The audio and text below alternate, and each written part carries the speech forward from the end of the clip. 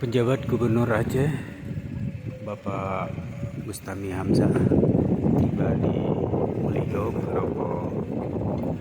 Muligo Bupati Aceh Besar. Kegiatan buka puasa bersama dan akan dilanjuti dengan sijuk.